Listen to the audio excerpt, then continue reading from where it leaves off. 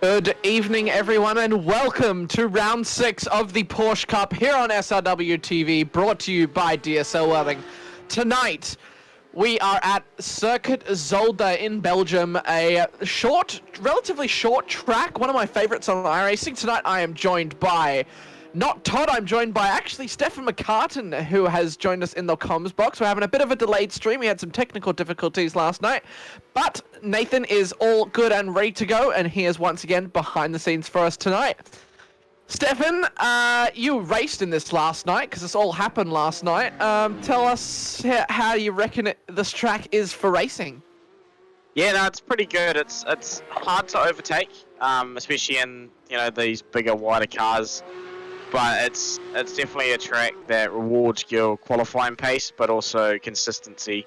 If you can keep it off those curbs, you're bound to get a good result. Sweet. So the format that we did have last night, or I'll start saying tonight, make things a bit easier, was the regular sprint setup. Am I right, Stefan? So with just the 20-minute sprint race and then the 40-minute sort of longer one, correct? Yeah, that's right, mate. Yep. Yeah. I don't know. I think this track sort of always provides a bit of action. So we've just sort of cut qualifying a bit short here because we're running a bit behind schedule. But your top three, as always: Adam Hughes, Alex Court, and Stefan McCartan, with Robbie Griffiths, Ben Siren, Matthew Dowse, David Coleman, Tyson McAvoy, Dean Sinkovich jumping up into the top 10, and Chris Thornton in tow behind. Callan Hodgkinson and Dylan Budzieni for Crisscross and Locked On Racing, bringing out 11 and 12. Greg Leake, John McHenry, Stephen Sinkovich, George Minus, Carter Dines, and the rest are our lovely team of race control.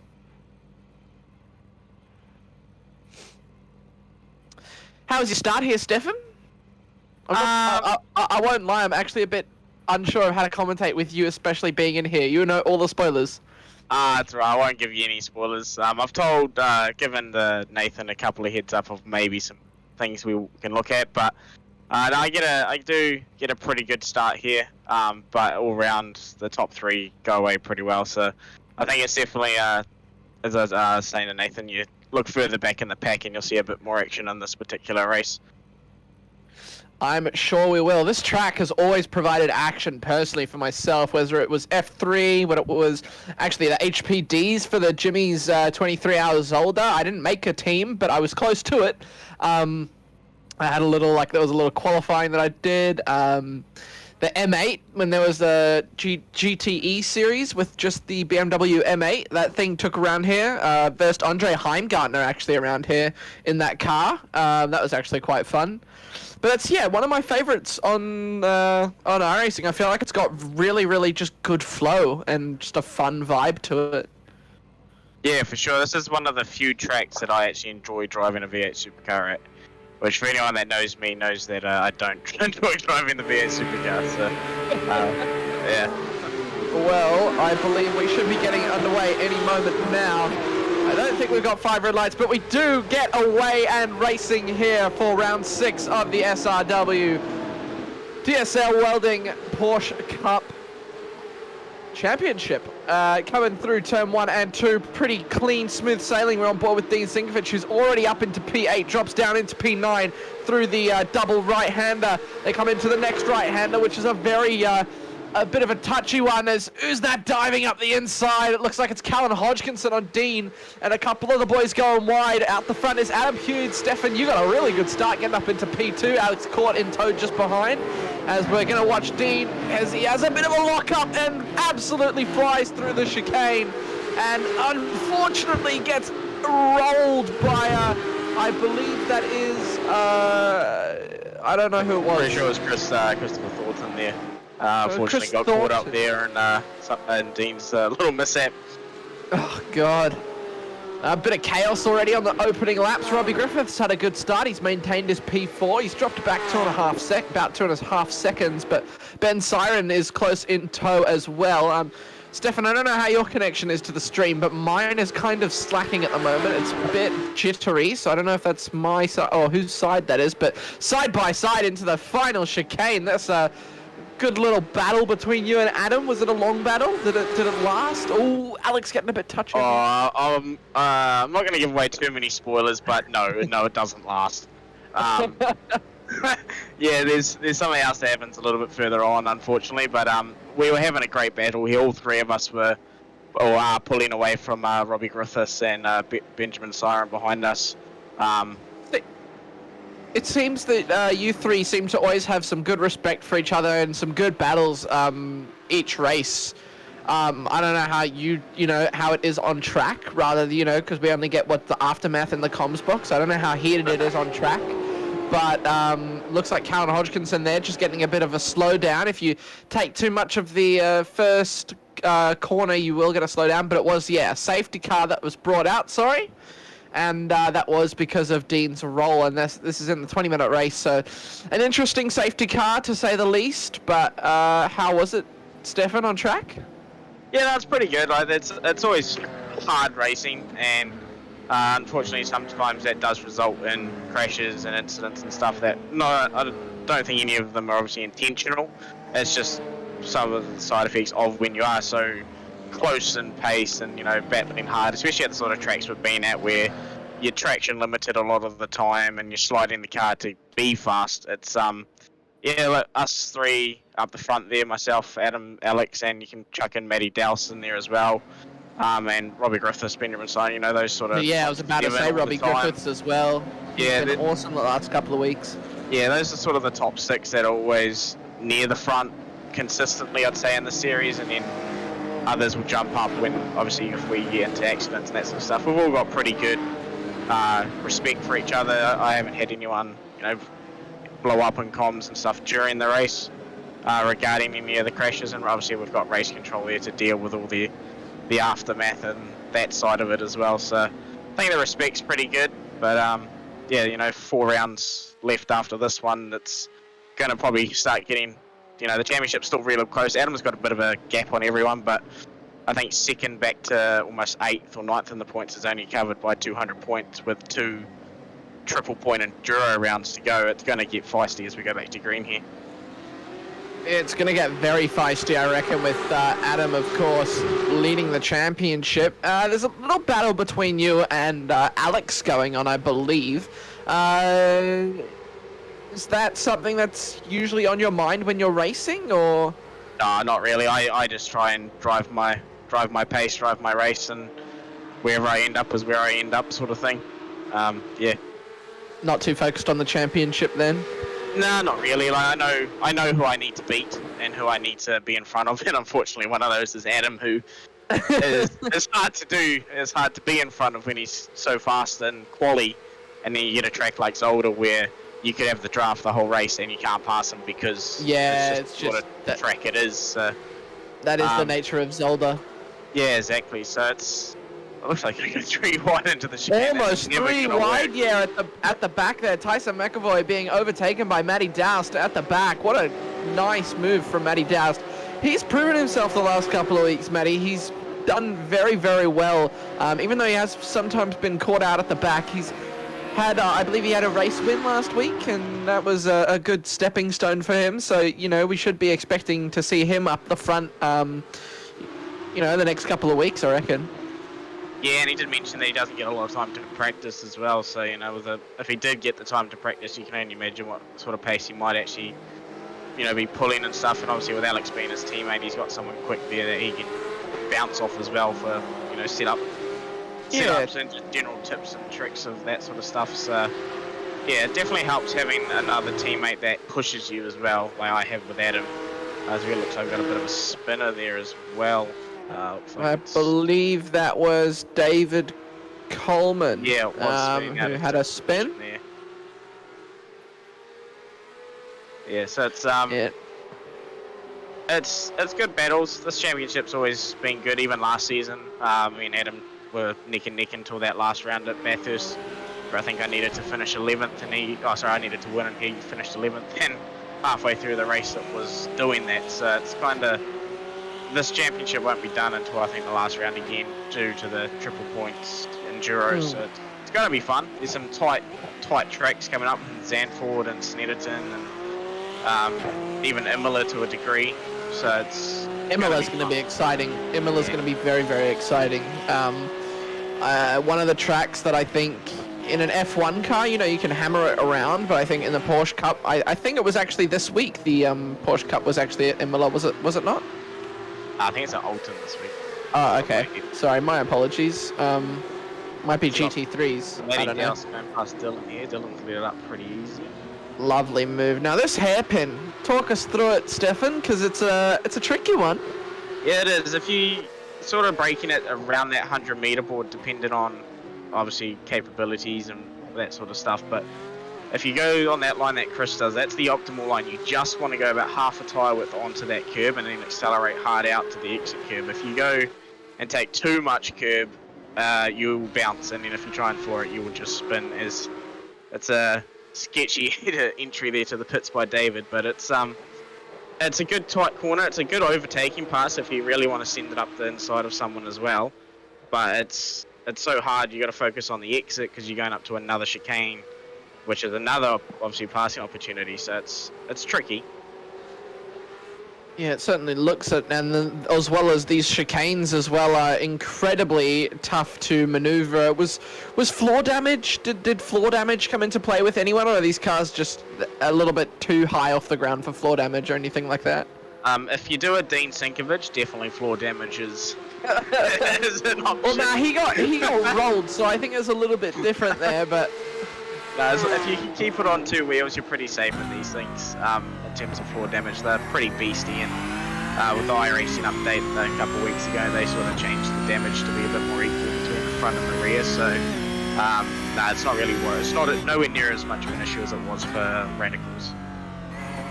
Alrighty then. Well, we're getting a nice little on board with you. Have you trailing Adam Hughes?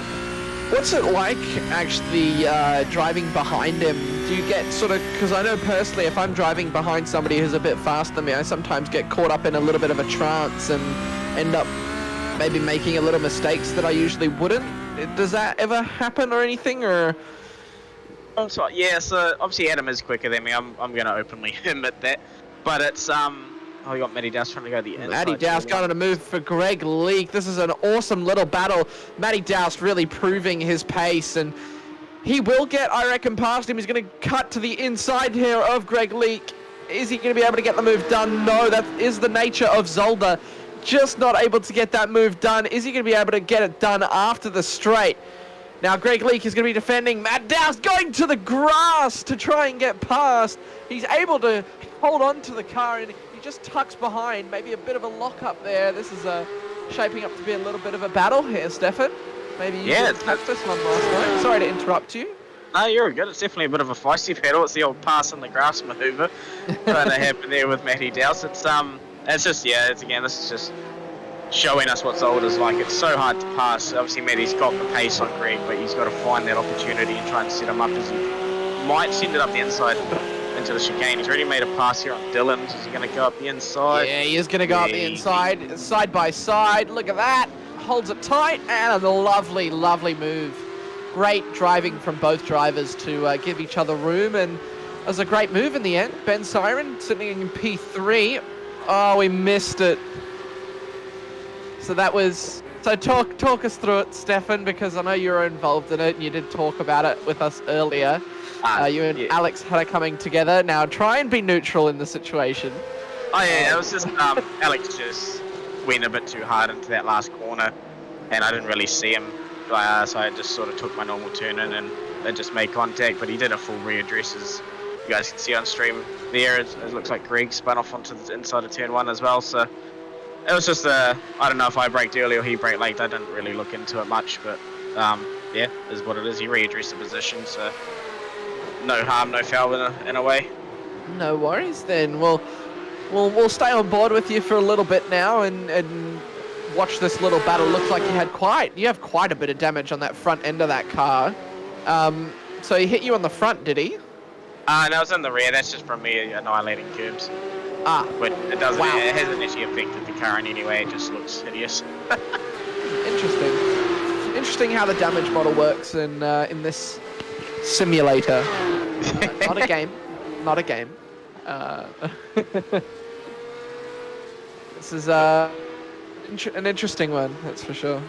Yeah, and as we going back before earlier, before we sort of got back into the talking of the cars, yeah, when you start going on about following people, it's the biggest thing with me and like trying to follow Adam is I don't try to do what he does because he's quicker. Like I'm not going to learn his driving style because everyone obviously drives differently. So I just try and do what I do and how I know how to drive and try not to make a mistake because you can, as you say, you get in a trance and you can quite easily outbrake yourself or you brake where, say, Adam brakes, which is way later than what I do because I tend to roll through the corners a bit more than attacking them like he does. So it's difficult, but also at the same time, you just got to pretend that car in front's not there. It's a bit hard sometimes if you're a little bit close and, you know, you've got the dirty air coming in, you brake at the same point and you end up going into the back of them. So yeah. it's a bit difficult, but I suppose I haven't driven actually too much of these cup cars. I was starting to get into the 991s when they actually switched it over, so I was starting to get the pace and get the feel for it, and I haven't been able to actually get back into it. So they're definitely a fun car. Eventually my internet will improve and I'll be able to race again, but until then I'll sit on the sidelines and watch and cry a little bit because I can't race. Yeah, unfortunately. But it's these cars are definitely one of the more rewarding when you get them right, but also they're so easy to get wrong. You know, you watch those guys in the top esports series and stuff, and you wonder how they do it. Because we try and do it. Is Matty going to send it on Kellen here? That is a very interesting place to be sending it into the final. Hold it around the outside. But he is going to hold it around the outside. That's a lovely maneuver from Matt Doust, and this is an absolute show from him.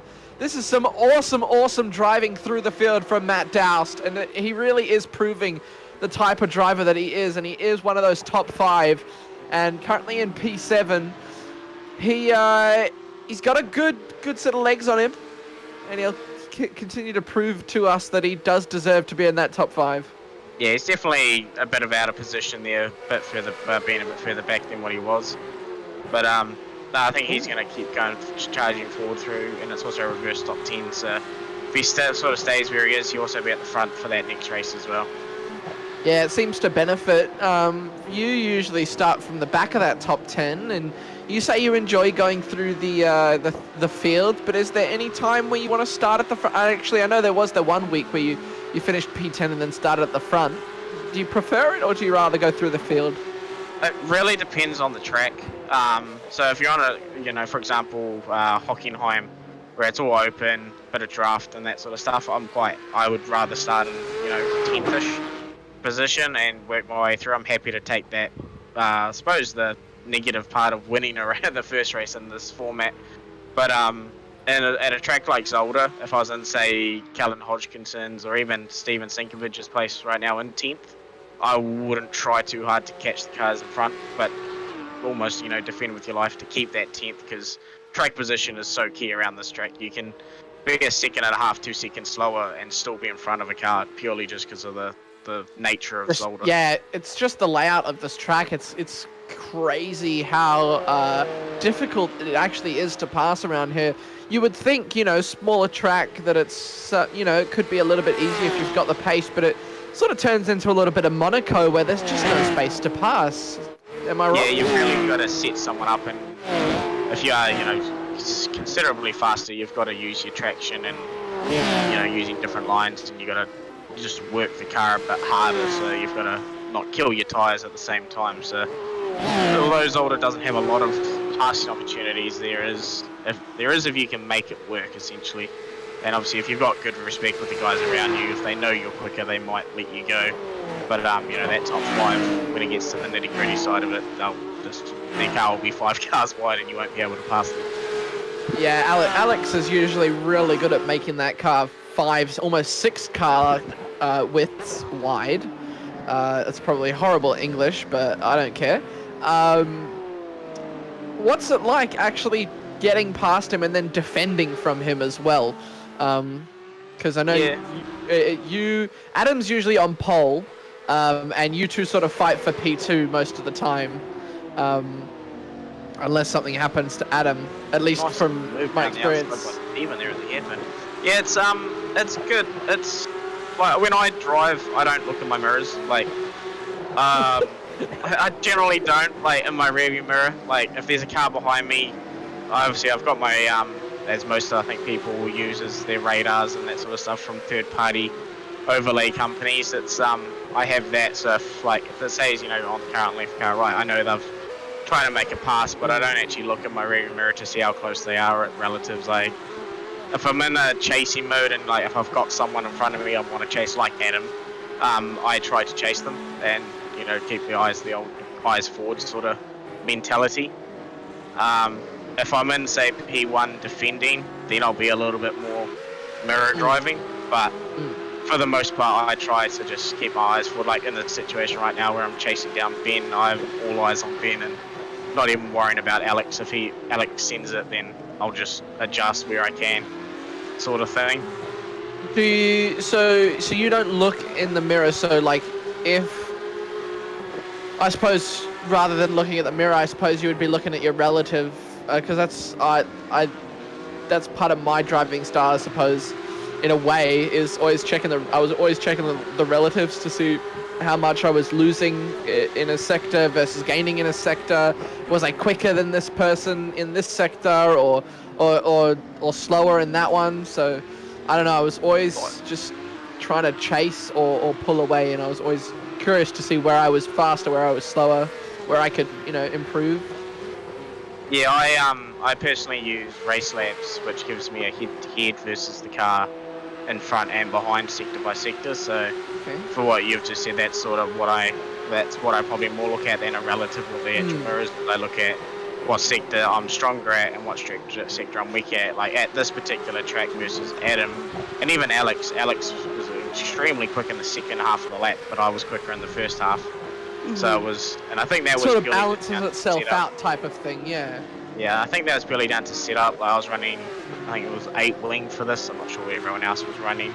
But through this sort of part, I was quick, but coming out of this, up to this hairpin here, and especially through the last chicane, I was quite a bit slower, and I couldn't figure it out, so I didn't try to.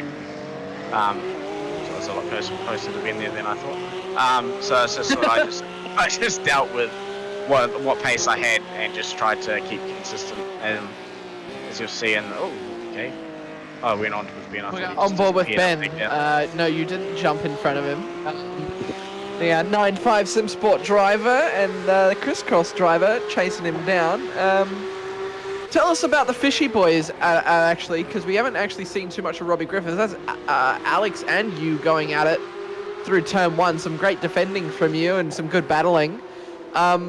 The Fishy Motorsports boys, like Robbie Griffiths, who else is usually the Fishy Motorsports? I'm trying to think.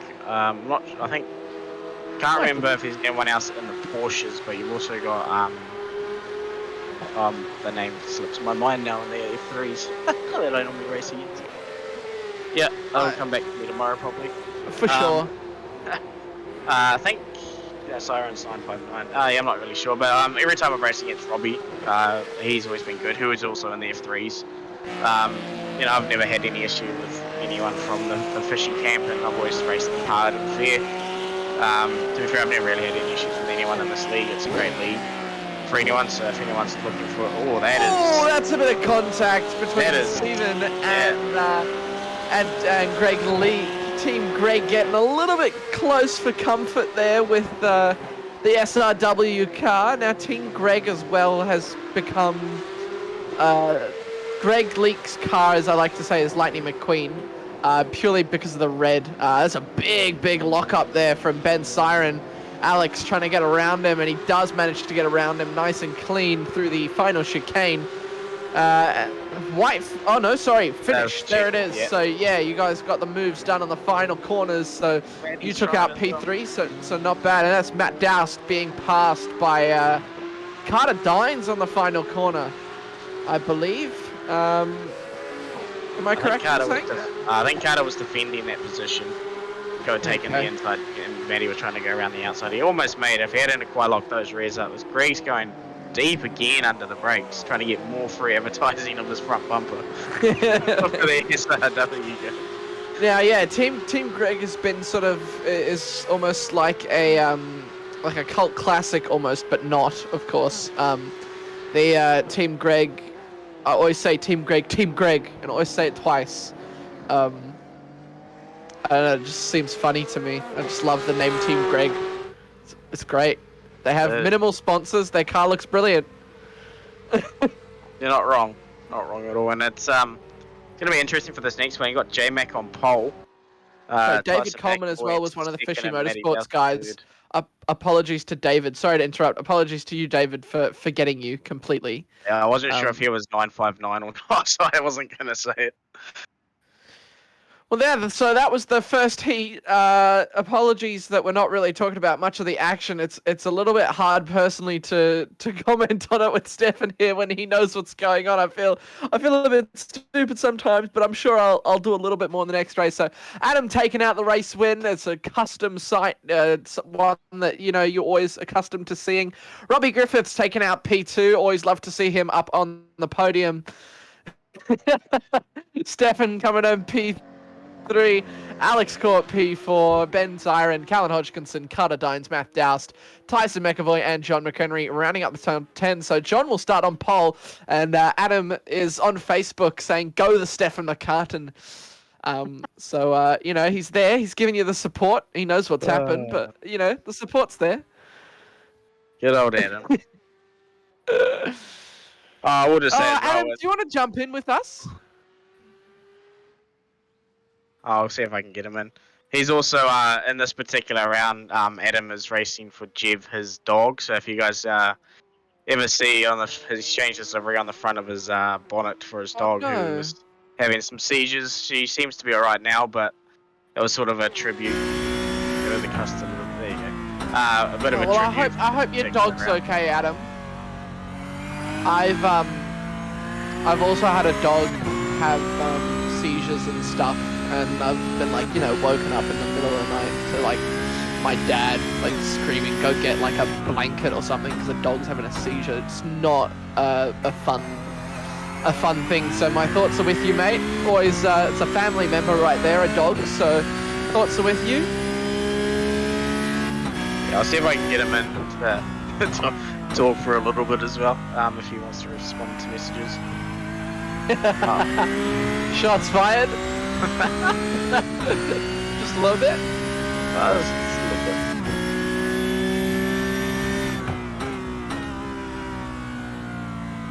Yeah, just in the warm up now. We're getting a nice little cockpit cam with Chris Thornton. Oh, getting a little bit of gravel there on the right hand side. Able to keep the car under control though. Those nice, fat, annoying curves on the left hand side coming out of turn 2. And they're sort of scattered all around the track, and those ones specifically out of turn 2 can be quite lethal. They can sort of throw your car in different directions, but you've got to be very careful through these curves because there's sausages on both of them. But nicely maneuvered there by Chris. Yeah, that was the chicane I was sort of having difficulty at. I was not really sure what gear to take it in, because in quali it's third gear, because obviously low fuel. You've got the grip in the tyres and you're just sort of sending it through there, but in race trim, especially in the second race where it was a lot higher fuel load, I found that you just had to go in second and sort of just straighten up the exit a bit, and that was your quickest way until your fuel burnt down, which takes a lot to change when you've been doing third gear for 2 days of practice, a race. Oh, for sure, yeah. No, it's very hard to change your driving style on a certain track after it's been, so long. I know I've had to, adjust and stuff to tracks and stuff after, getting different setups and things like that. It's very hard to do, but it is doable. Oh yeah, for sure. Yeah, it just takes a little while, and Adam won't be able to join us currently. He's out, apparently. That's all So, good. No, everyone- not a worry. Tell Adam that he shouldn't be out. Yeah, just don't go outside, Adam. What the hell, bro? Yeah, COVID. Yeah. Imagine having a social life, dude.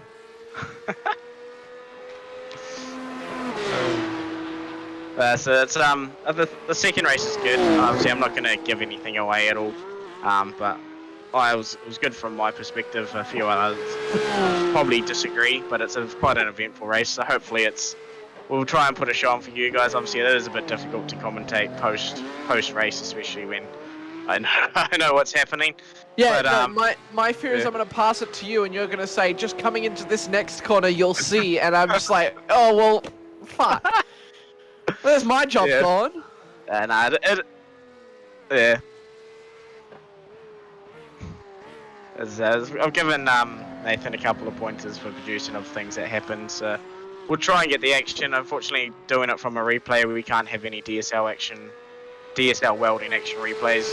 SDK doesn't like it, so Not at all. We'll try our best for this next one. But yeah, if you guys do want to happen to join in the comms box, just drop a comment and we might be able to drag you in for a little bit just to talk, even if you want to talk about your perspective for the races, because obviously we won't be able to do any sort of interviews due to the nature of our broadcast. But yeah, drop a comment, drop a like, and we'll see if we can drag you in.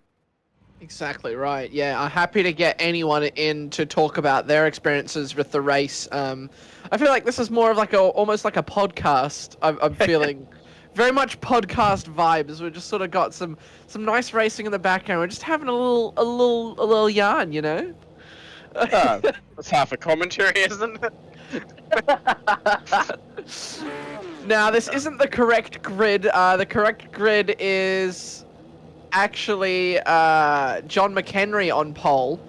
Matt Doust looks to be in P2. I think it's J-Mac, Tyson McAvoy, and it looks like J-Mac hasn't actually gone to the grid yet. So it looks like Tyson McAvoy is going to take pole position from Matty Douse, Carter Dines, Kellen Hodgkinson, Benjamin Siren, Alex Court, myself. Tyson McAvoy taking pole position, and yeah, SDK just fixing itself there. Carter Dines getting a good run. They're going to go 3 wide into turn 1. That's Alex Court in the middle of that little battle, and he gets away very nicely up into P4. Carter Dines getting away as well. Matt Doust into P2, so a great start from him as well. Stefan's had a good start as well. He's up into P8, and Adam Hughes already up into P6. Ben Siren getting spun around. He's trying to get out of the way of those cars. This is an absolute chaotic start to this 40-minute race. Alex Court is chilling in P4. Carter Dines in front of him. Matt Doust and Tyson McAvoy trying to get away up the front. Now Matt Doust will know the pace that he has. He's going to want to get a move around that car in front of him. And this is going to shape up to be a very good race. Alex Court having a look up the inside. He's going to go for it up the inside. Then round the outside of the second part of the chicane. And he's got the move done. A lovely move from Alex Court round the outside. And that is a very, very, very nice move through a chicane. Adam Hughes carving his way through the field. Stefan, how was your start for the second race, mate? I wasn't too bad. I'm just chilling behind Adam. You can see 4 crisscross boys all there in a line. So we sort of work together here to keep in touch with those top guys. But no, it was pretty good. Just safe and conservative. 40-minute race, long way to go. Compulsory pit stop as well on this one for 2 tyres. So yeah, it was definitely different because I think the max fuel load was about 60 litres, and a lot of people turned out they didn't quite put that amount in. So they chose to do a longer pit stop where I went for the full 60 litres. So I think I had equal shortest pit lane time with a couple of others as well. So and a lot of that. You didn't really bog down on the line, but you just didn't have you had more weight in the car, so it was a bit harder for it to get going, I suppose. Yeah, so I was pretty happy just trying to follow Adam through here and just trying to stay with him as much as I could. Trying to keep back up to these top guys as at the moment you can see they got 2 seconds. Oh, Matt Douse getting very touchy over the curb there through the chicane. It looks like he's going to let Alex Court go through, may have a slowdown, but no, he's going to get actually right back onto it. And he's now in front of Alex Court, his teammate, these two showing their pace at the front of the field. Apologies, Stefan, for interrupting again. We're now on board with you, so I'll say that is your... The word came to me and left, so I'm just going to continue. We're watching now Ben Siren and who is that? Ben Siren, Robbie Griffiths, and Chris Thornton who looked to have gotten into a little bit of a mix-up at the start there. There was a lot going on. Unfortunately, we can't have a little replay and have a look. There's Ben Siren having a look at Chris Thornton there through the hairpin, unable to get the move done. You can take that hairpin a couple ways. So there's the optimum line that you were talking about, but you can also get run deep and then get, a longer line through it and take the speed through the straight. But you got to be cautious coming into the last chicane because, you can break your normal braking point, have the overspeed, and you end up in the dirt. So it can be an issue. Adam Hughes currently sitting P4. Stefan, you're up into P5. Carter Dimes is second behind you. Carl Hodgkinson is second behind him. So you're finding yourself in a little bit of not clean air, but you're both sort of chilling, I suppose, in a sense, on track. Yeah, together, I suppose. Yeah, at this point we're just trying to catch, Alex Court, Matty Dowson, Tyson up the front. Long race, obviously, but you don't want to lose contact. If you can stay with them, catch the train, and then, it gives us the option to fuel save and play our own smart strategy. There is a strategy as well. I only had 2 laps to go after my pit stop. As you guys will see later, I pitted dead, last of anyone. So there is actually a strategy. Spoilers! That I'm you could joking, have sorry. fuel saved enough fuel to actually not have to physically pit for fuel and just tyres and save even more time. So there's definitely a few different strategies. For 2 tyres it is, yeah. Oh, Matty Dowson off track and going for another pass in the grass. I think he may have just gone wide there. Alex Court's going to be able to get through, and that is, you can just see on the front of Adam. I don't know if we can get a better look at that. Actually, Nathan, it's your time to shine, mate. You know exactly what camera I'm looking for. Oh, I want the rear chase cam. You can have a nice look at Adam's tribute livery, I suppose. It's not so much, I suppose, yeah, sort of a tribute. Oh, look at the cute doggo. Yeah, it's got Jev with her favourite toy, which is a green croc apparently. So I'm quite happy she's just drawing those because no one should wear them. Yeah, and it's best wishes to your dog, Adam. Hope she pulls through from everyone at the SRW team. Yeah, exactly right. You could just see, just going through that section there, you could just see how much curb Adam actually took. It was absolutely, he munched those curbs, hearty. Yeah. I don't know how he does it. My wrists were hurting from taking as much curb as I was. You guys are on DD wheels, eh? Nah, I'm on a Logitech, so going over curbs is nothing to me. I don't feel it. I forget that that's actually a thing. People's wrists get sore. I'm like, what do you mean your wrists get... Oh, right. Actually have force feedback coming through. Alex Court now having a look at Tyson McAvoy. Tyson is defending very well, but Alex is getting his nose in places where it needs to be, and he's going to have the draft down the main straight. Is he going to be able to make that move into first? I don't know, because my stream is frozen. No, he's run a bit wide there, and Tyson's been able to hold that position. There was a car off. I believe that was Robbie Griffiths off in front of him. Carter Dines has also had an incident as well. Thank you to SRW commenting on us, saying that they love the camera work. So, thanks, team. Yeah, it looks like J-Mac might have just started from the pit lane as well, which is a bit unfortunate. I think he might have been caught out by the slightly shorter warm up. That is a massive jump over the curve there by Matty Dowse. The shorter grid time, and it's a bit unfortunate because it would have put him in pole, and he's already worked his way back up to 11th from 17th. So yeah, he could have had some good pace at the front. I think John is a little bit of a knight. Gee, you can't be saying that on the official account, boy.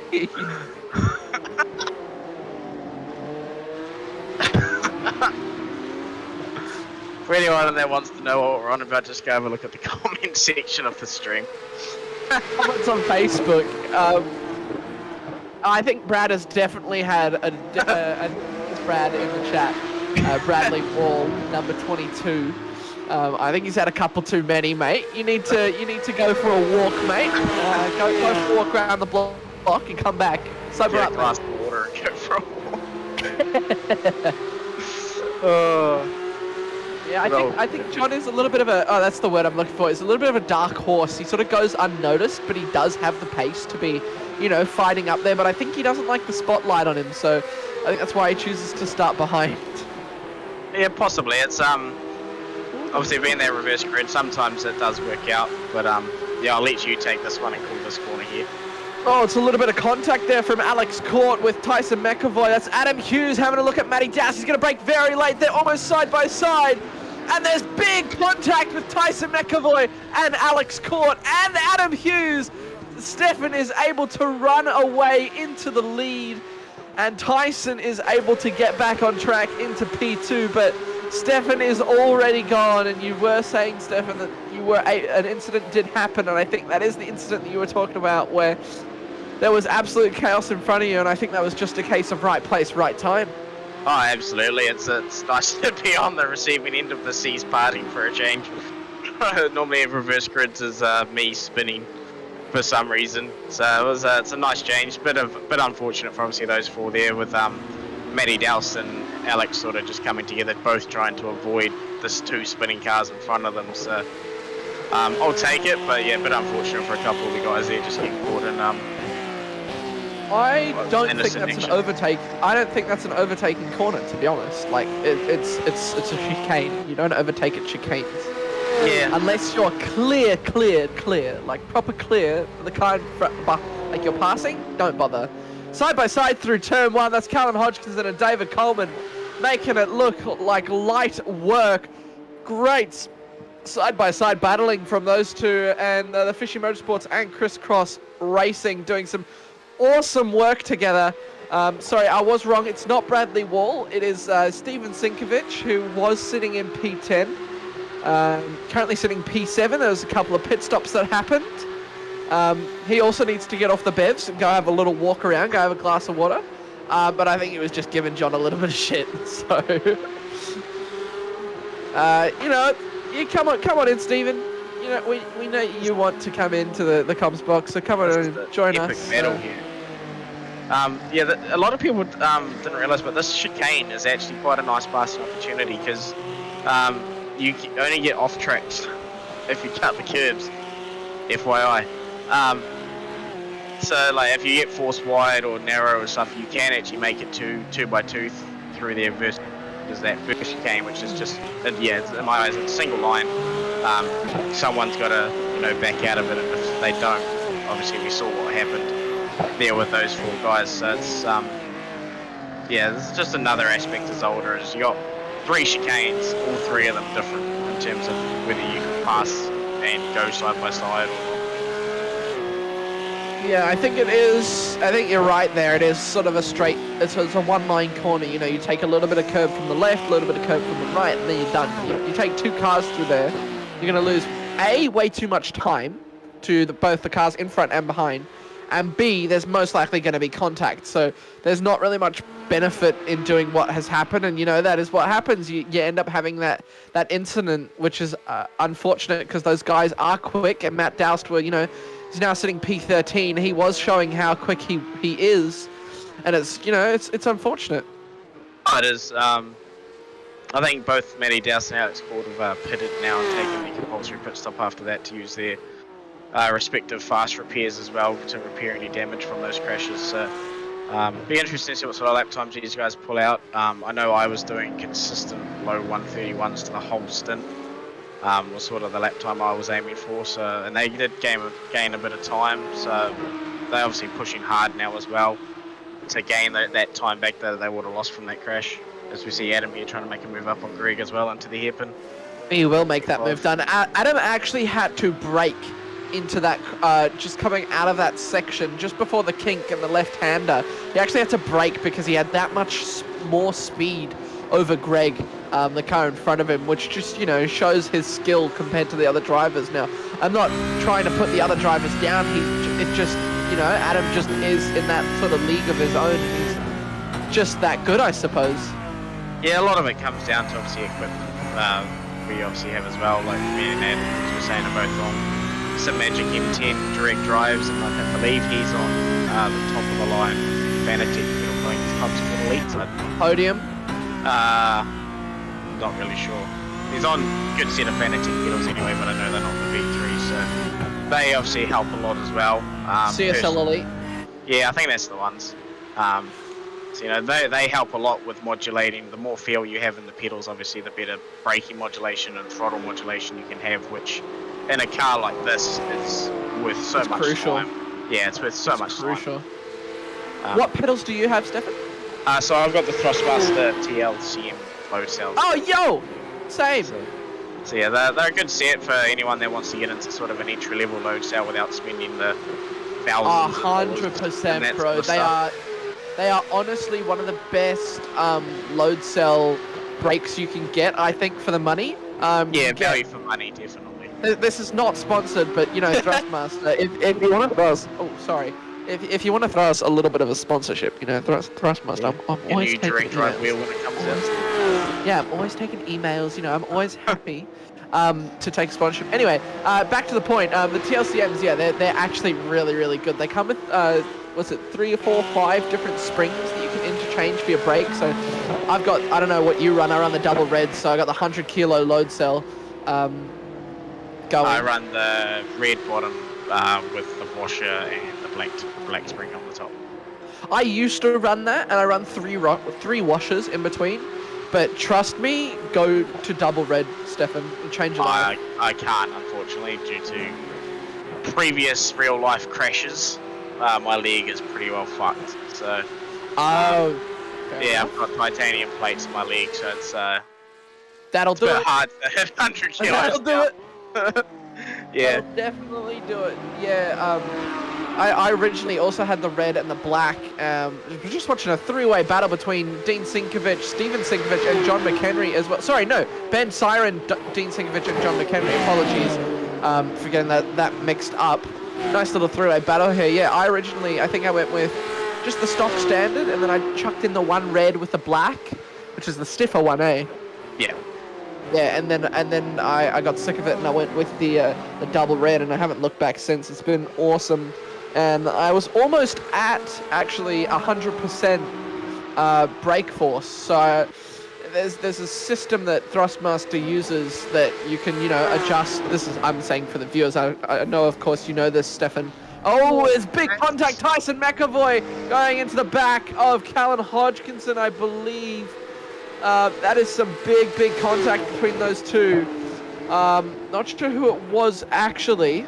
I do believe it was Callan and Tyson there. I think Tyson's just misjudged his pit entry by the look of that. I look pretty sure he was trying to go into, he's in the pit lane, so I think he's just totally misjudged his pit entry, and then Callan was obviously braking for that last chicane there, unfortunately, and it's resulted in, I think Callan's just taken the shortcut across, and hopefully he's got no damage there, but yeah. It looked like some pretty hardy contact, so yeah, that's a bit unfortunate for Callan, but I'm pretty sure he hasn't pit yet, so he'll still have that fast repair for the rear end of that car. So, sorry, back to what I was saying with the TLCMs, that brake force, you can change how much pressure it actually takes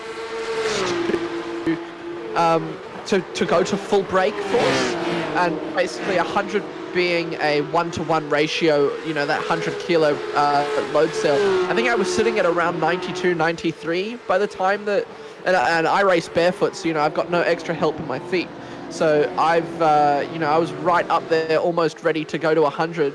And then I've moved, and I'm sure if I went and tried doing that now, I wouldn't be hitting 100 brake pressure at all.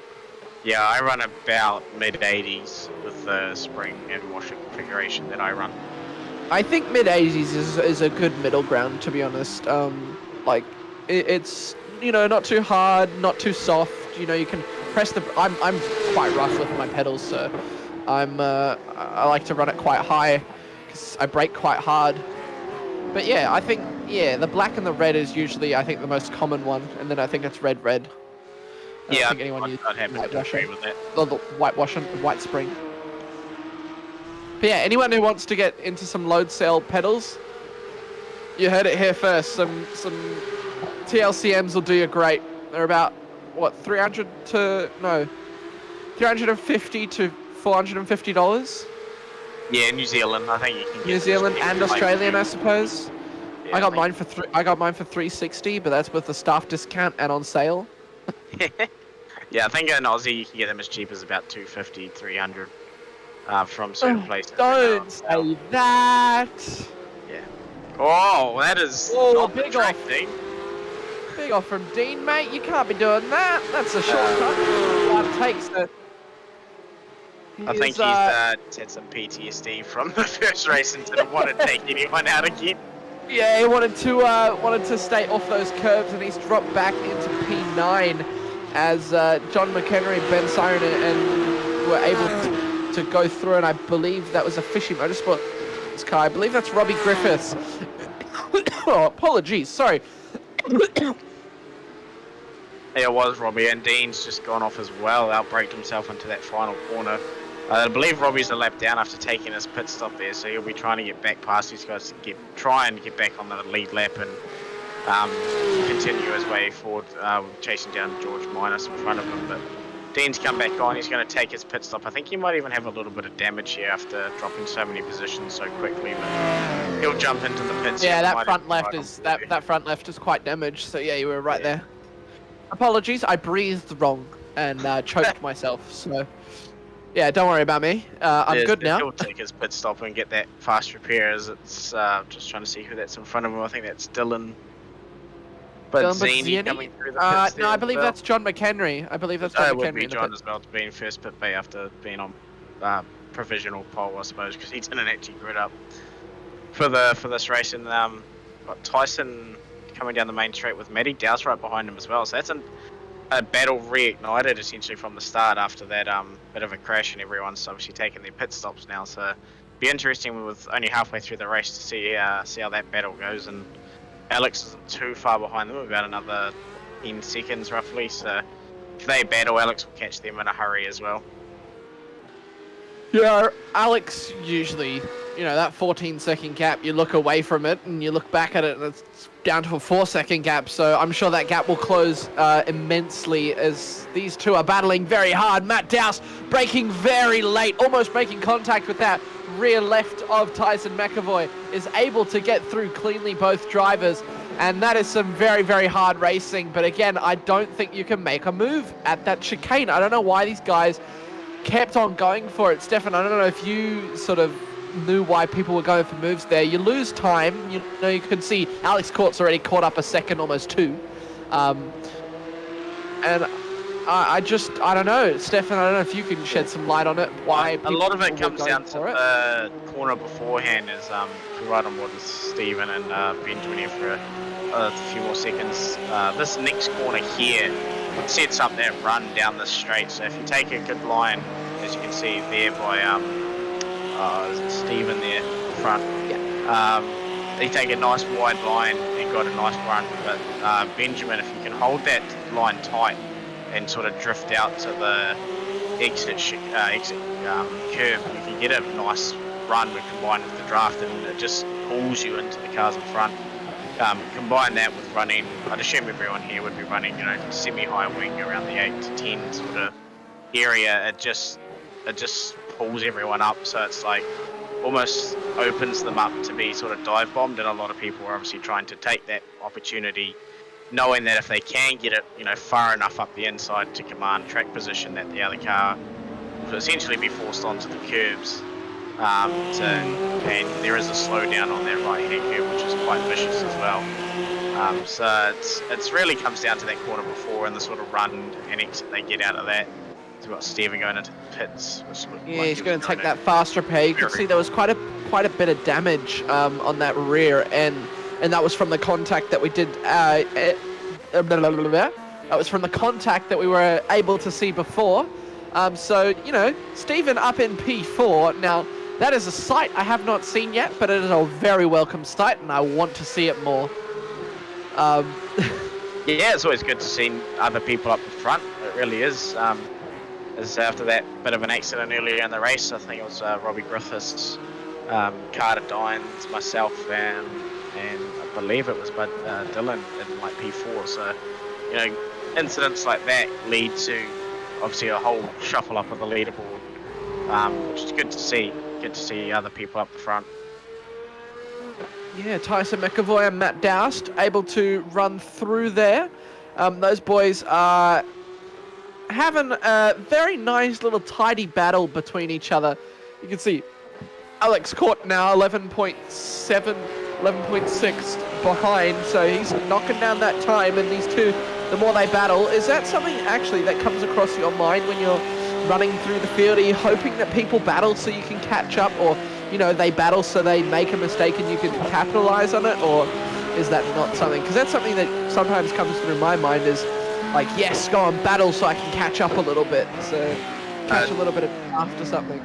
Definitely does for me, dependent on who they're catching. For example, like if I was in Alex's position, I could see Matty Doust and, you know, Tyson McAvoy, two guys that can defend with their life for any position, as George has just got him out of the way that's there. very unfortunate. I think he may have just been spooked by the boys and tried to get out of the way. So, you know, if you're catching people like those two, or if, you know, for example, if it was Adam and even Benjamin Siren there as well, who battle quite hard at Spa, it's yeah, it's definitely something I'll keep an eye on. I've got my relative on my look dash here on my wheel, so it's yeah, I definitely look to see for the quicker guys if they're in front of me, and to see where they're at relative to other quick guys, because I know if they are close, then yeah, I will be catching them. If they have any sort of, you know, battle, even if it's for a couple of laps, I'll still gain a little bit here and there. Yeah, exactly right. Now this looks to be sort of heating up. Never mind, we're going to go to David Coleman out the front. Back to Tyson. Tyson 12 seconds behind Adam Hughes, who's in P3. Now you and David haven't pit yet, so this is an interesting battle that did form. What is the pit stop time actually here, Stefan? So the transit time for me personally was 45 seconds. Now, is that the total pit stop time, or is that your pit lane total time, or is that that's pit the stop time? total transition and pit, like from entry to exit with the pit stop. Okay. And I believe the average was about 52 seconds for those that didn't quite take the full 60 litres with the fuel at the start. So, yeah, right. about 52-ish seconds I'd say would be the average. Now, when I was looking at it before, you were only around 30 seconds in front of Adam. Now, I'm not going to ask you to say anything, but if that is the case, yeah, 37 seconds. So if that is the case, you must have had a pretty bloody good pit stop to maintain the speed in front of him. I think I had the same issue in game, and I'm pretty sure it was just an SD, like an overlay issue, because just there as well, it popped up that he's actually 52 seconds behind me. Right. Yeah, he's 37 seconds behind Coleman, David, and David's 23 behind me. So, but I had the right. Sorry, my apologies. I read it wrong. I completely read that wrong. I actually had that same in my race labs overlay at about the same time in the race. Instead, he was 30 seconds behind, and I was like, there it is. How does that work? Yeah, he's a minute behind you. There we go. Yeah. We've got it up there. No, that's all right, Nathan. It's not your fault. That's me being an idiot. So, wow, it was a lot of cars that were actually a lap down. Callan Hodgkinson, P7. Alex Court. What was the average lap time around here? 1:30. So Alex Court almost being lapped by you, Stefan. How does that feel? It was it actually gave me something to sort of chase when I was on my relative. You know, he was about 8 seconds up the road, and it went down only a couple of tenths every lap, but just sort of kept me focused a little bit, rather than sort of being in, you know, cruise control mode sort of thing. As I think about these lap times, I was pumping out 31.1s, like I did it like 10 laps in a row, and part of that was just trying to chase down Alex, to be honest, just giving myself a goal and trying to keep myself focused. Would it have been a bit of bragging rights, or was it just, you know, just a race sort of like in race goal? I was sort of like, I mean, a bit of both. You know, like to lap a fast guy is always something.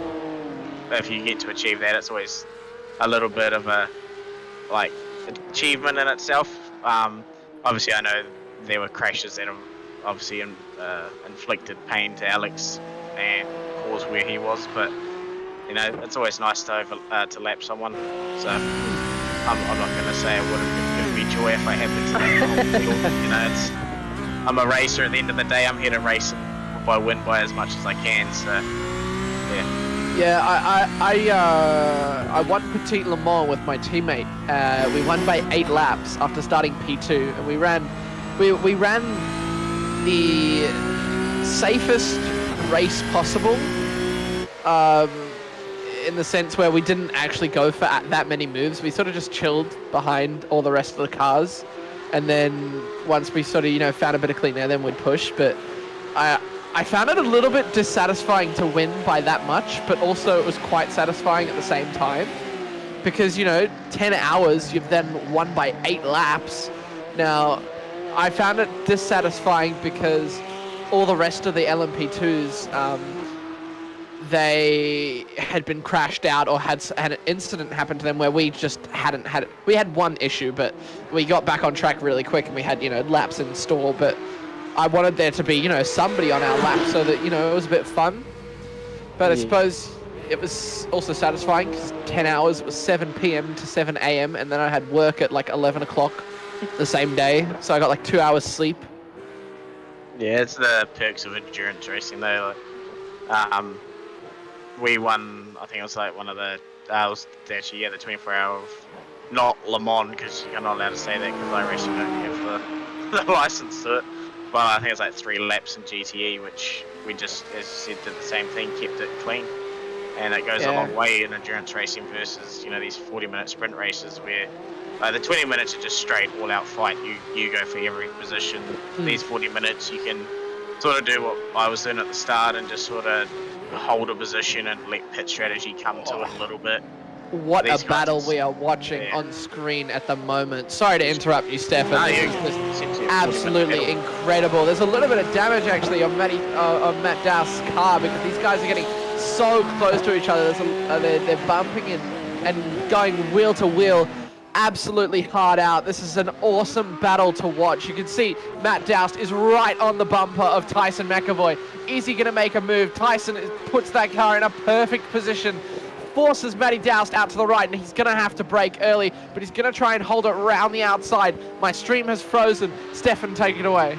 Yeah, it looks like Tyson's just got a bit of a poor exit run for the straight, but Matty Doust isn't quite going to be close enough coming into turn 1. He is potentially open for a dive bomb. He's right there underneath the wing of Tyson.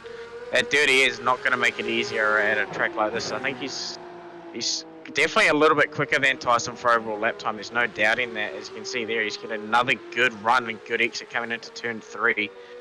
Turn 4 can set him up for a nice pass into turn 5. So we'll see if he's just pinched the rear brake, so he's not going to get it this lap.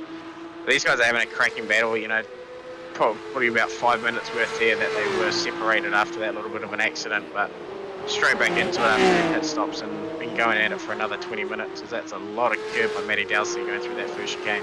I think that's actually the line there. Maybe a little less curb, but I think that's actually the optimum line through there, and that's why I say that it's just not it's not a viable overtaking thing. That is Tyson McAvoy taking way too much curb, and that is contact from Matt Dowse. That is a big shunt on the back of Tyson McAvoy. Now, I do wonder why he's done that, because he would have seen that he's gone off. He would have known he would have had a slowdown, and that's a bit uncharacteristic from Matty Dowse. So, yeah, it looked like Tyson was going quite a bit slow there as well on the apex of the corner, which you don't really expect people to do, but obviously it's a bit hard to tell without an action replay, unfortunately, guys, with this that's the way SDK works. But yeah, I believe it was called as no further action by race control there.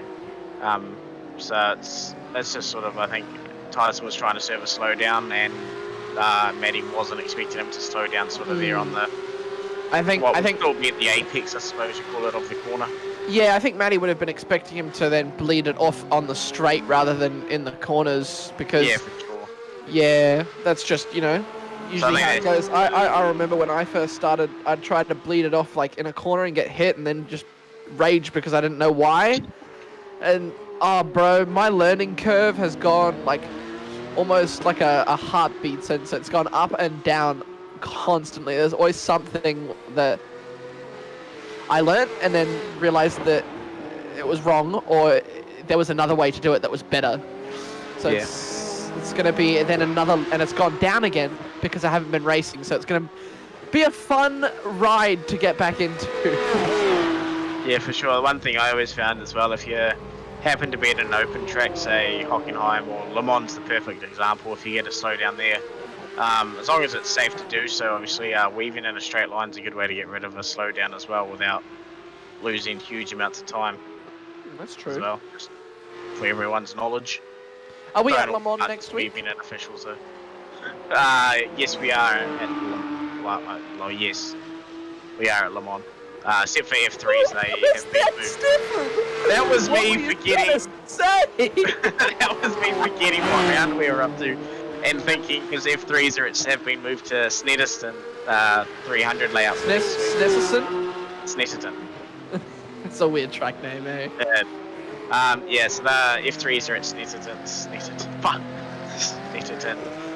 300 layout instead of Le Mans, just because they were Le Mans isn't really like a track for those. What was that? Oh, have we? That's... Have we? Oh, so it's not Le Mans anymore.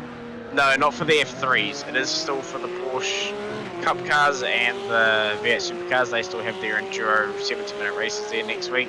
But the F3s have been moved to the Snetterton 300 layout for their 70-minute enduro. Oh, that's lovely, because this is what I've been asking for, is to get, different tracks for all the different series that, mixes it up a little bit, adds a little bit of spice, a bit of zest to the series, because, you have someone like Alex Court who is driving, suppose different cars, different methods and styles of driving, but at the end of the day, he's still driving the same track, and the amount of practice he puts in as well, he will know these tracks back to front before the first race on a Tuesday. So if we have different tracks, it mixes it up for everyone, and I think it'll be a little bit more entertaining to watch, to be honest. Yeah, it's just sort of... I don't know your thoughts on it as a driver, Stefan, as well, so feel free to weigh in. Yeah, it's as I say, if you're driving all four, it definitely gives you a little bit more of an advantage. All four series, with 3 races a week there. It's personally for me racing F3s and only the Porsches, and then commentating the other two. I'm quite happy for them to be at the same circuit, but I also get the other side of their argument there, where it's kind of like, a different track, or even if you had say the Porsches and the supercars at the same track, being semi-similar cars, no ABS, no traction, sort of cars, and then if radicals and the F3s both being, the prototype open-wheeler downforce cars at different tracks, like that would work as well. Like, it's just, you can run it in so many different ways that, it's just, everyone runs things differently. Obviously, it is definitely easier to have it all at the same track, in terms of setting everything up, less mistakes made, or potential mistakes made in terms of setting it up, because it's the same track layout. Or as we've just got one of the 959 boys there. That was Tyson McAvoy just spinning out there for his team into in front of, I think it was, down to P8. But it really just depends. I can see all the sides of it, but personally I would like to see probably the Porsches and the V8s at a track, and then the other 2 series, whatever they may be, going into the next season at a different track as well, just for something different. What about same track, different layout? It depends on the track. Definitely liked it a bit with Nürburgring. Obviously I didn't race the V8 supercars when they were at the full layout versus the F3s and the Porsches at the shorter layout. I enjoyed that quite a lot as well. I think the F3s can go around the GP layout very well, because I have done it as well. I think the Porsche Cup car as well, the Nürburgring full layout, was actually one that I did in the 991 before, it was like the last round of the season before the 992 came out.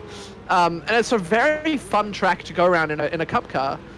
It's got lovely flow. You've got tracks like Zolder, which the only alternative thing is you've got a very fast chicane at the end, which would probably be pretty good for the radicals and potentially F3s. Obviously they run at different weeks, but would not suit these Porsches or supercars they're much better suited for the slower. Yeah, the slower chicane. Yeah, chicane. exactly right. Yeah, it's it all just depends on the track, because obviously you don't want to be running the same tracks every season, purely for the sake of having to run different layouts. And obviously we've got Winton and I believe Sandown is coming as well. I'm not sure if that's next season's build or the season after, but a couple more Australian tracks, which I'm sure being obviously an Australian-based league, they'll be chucked in straight away. Yeah, I'm sure. Into the calendar. I'm pretty sure this has been our European outing. So we've got all European tracks. So we've been to Belgium, Germany, or Belgium now, Germany. Hang on. I'm checking the calendar. No, don't say it. I'm gonna do it. Oh, I got it. Hang on. We're almost there. We've been to England, Austria, Germany, Belgium. That's all at the moment. And even potential, adding I know some leagues do as well, as mystery rounds where driver votes. Because there is, for example, one track that I thought would have been in here, would have been the Hungary. That would have been cool. Europe and stuff, and it sort of suits all the cars as well. But there's obviously so many different tracks to choose from that, some have to not make it. Now, my first thought when you said mystery round was it is an unknown track until that night, you get thrown in. But I suppose that's a bit annoying. Because you've got to obviously find out Tuesday night. With the 3 different rounds and series we run, as I think we're just on the last lap now here as well. So there's obviously so many different things and different ways you can run it.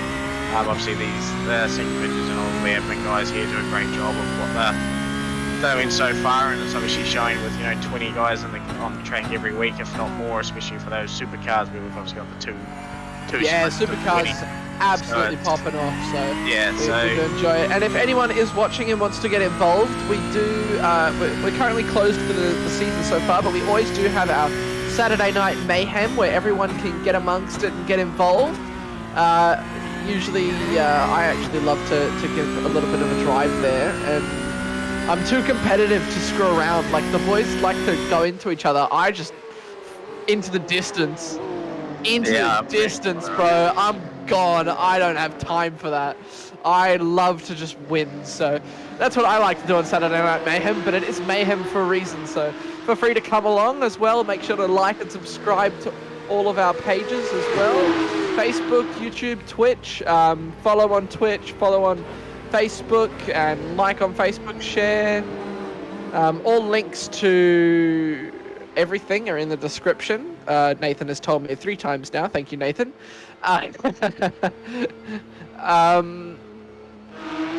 Stefan, you took home the win. Yeah, man, it's a good race. We got 3 wide here going to the run. Unfortunately, David Coleman did run out of fuel at the last corner, out of a podium position as well. That's it very was a bit unfortunate for him there, underfueling by about half a litre. Matt Dowse able to hold off Alex Court though, take the podium from him, so a good drive from him as well. Yeah, absolutely. Good recovery from all 4 of those guys really that were caught up in that accident there. Even Tyson coming back to P8 with another spin involved in there as well that we saw on stream. So, it's these guys are definitely the cream of the crop essentially in this league, this series. Sorry. So they'll always be up there, but it's the longer race definitely helped. If that was a 20-minute race, they would have finished outside the top 10, all of them. So good recovery drive from a lot of guys there, and good racing. We'll just come to the last couple of cars. I think John has crossed the line, so I think it's just we're waiting on Stephen. There we go, and George Minus as well. So a couple of disconnects as well there, I believe. George Minus and Carter Dines had some incidents as well as Chris Thornton. But it was a good race, couple of little battles there. It's a bit of a different stream tonight, of course, with it being, having Stefan with me alongside me tonight. So it was a bit of a different stream, more of a podcast. So, you'll have the ambient sound of cars going on in the background, but, you could maybe fall asleep to that one. So, No, it was a thanks good again race. for everyone for tuning in as well. That did come in and watch. Really appreciate it from obviously all the commentating team to showing love to SRW TV. So yeah, as Dano said, don't forget to like and subscribe to our channels and hit the notification bell for every time we go live. That's the one. That is the one. So there is our final results for the night. Stefan McCartan, Adam Hughes, and Alex Cord. Our regular top three. Just in a different order this time. Stefan taking the win. A great win from him. Absolutely knocked it out the park. Adam Hughes behind him. Says 3 seconds. Stefan, why does it say 3 seconds? Because I just cruised over the line. Oh, fair enough. Alex was 30 seconds behind in P3. David Coleman missing out on that podium. What happened to Matt Doust? So Matty Douse with David Coleman running out of fuel actually went over the incident limit and therefore got a post-race penalty. Not sure what's happening regarding that. That's up for the league admins to decide if he is going to be reinstated at that podium, but I believe he will be reinstated third in front of Alex there. Well, we'll get on to that one next week, Thursday. But following David Coleman was, Ben Siren, Callan Hodgkinson, Matt Doust, who we were saying, getting that podium reinstated, Tyson McAvoy, Greg Leake, Dylan Budzeni getting a nice P10 there, Steven Sinkovich, John McHenry, who should have started on pole. I do agree. Pussy. Continuing on, Robbie Griffiths, P13, bit out of sorts from him. Usually like to see him up in the top 5. Dean Sinkovich, P14, George Minus, Carter Dines, Chris Thornton, and the rest is our race control team. Anything else to say, Stefan? No, that's pretty much it. Thanks again for tuning in, and we'll see you all guys on Sunday night, where I believe it's me and Dano in Super 1 and Cowie and Todd in Super 2. So we'll see you then. Yeah, thank you again to DSL Welding for sponsoring the stream and the league, and promo department for our safety car. Good night, everyone.